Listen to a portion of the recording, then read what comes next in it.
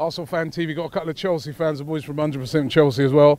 What did you make of it? Was you shocked by the performance of Arsenal today? Because I personally, I don't know, and I want to get your guys' opinions on it. I personally felt that we were the better team throughout the 90 minutes of the game. What did you make of it? Personally, I agree with you. I think we were only good in the first 10 minutes. Pedro had a chance that, yeah, maybe he could have done better with, but in the pressure of it, I'm not gonna slate him for anything.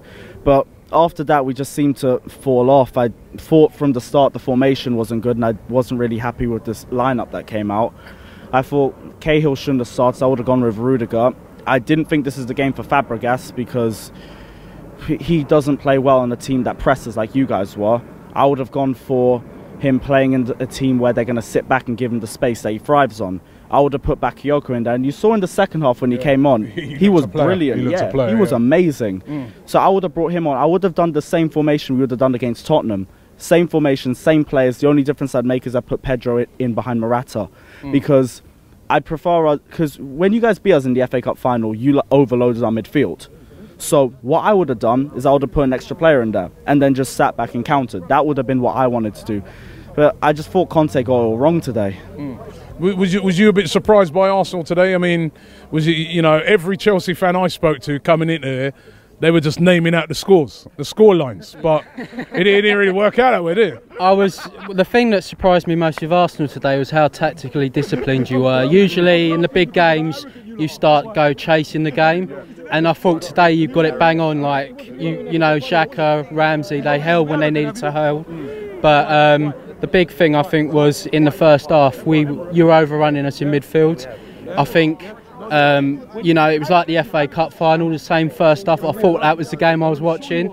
As soon as Bakayoko come on in the second half, it added us, we evened the numbers up, and it gave us... I must say, I was glad he came on. He looked a player, he does. He's very strong, very quick. He looked a player either. Yeah. I'm very happy with, obviously, that signing. I mean, a lot was made, obviously, when we let Matic go, and everyone was saying, oh, you've replaced him with Danny Drinkwater. That wasn't the case at all. Obviously, you know, Bakayoko was the replacement. Obviously, Matic went quite early, and obviously we were trying to get a backup.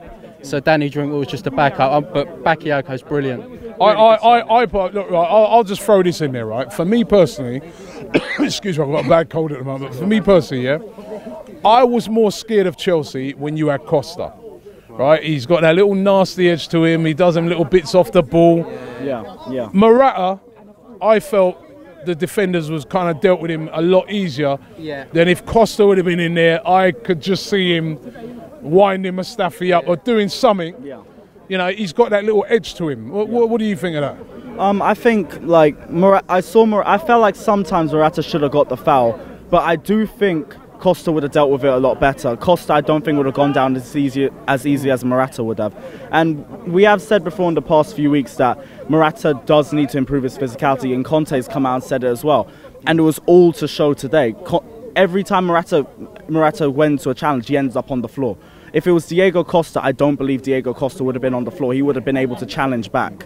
So that's something that needs to improve. But I haven't got anything against Morata because he's still adapting to this Premier League. And yeah, and he's still scoring goals and he's adapting. So imagine how good he's going to be in a few months. Imagine how good he's going to be when he faces you at New Year's Day. He could be even better. That's the thing as well. I mean, we got Bakayoko, we got Hazard. They didn't have a pre-season with us because obviously both were coming off injuries and and surgery and stuff. So. But I think once they get fully up to speed, I think we'll have a really good team. So, who finishes higher this season? Chelsea or Arsenal? Chelsea. I think it depends on how seriously you take the Europa League, because obviously the Thursday-Sunday schedule is very difficult to manage. I mean, you saw with Manchester United last season that it affected their league form, and they really prioritised the Europa League towards the end of the season because they knew they could get a Champions League spot that way. It depends if Wenger takes it seriously, then it might affect you to try and get in the top four, and you might have to prioritise the Europa League. But you have to see on that one. I don't know what he's going to do.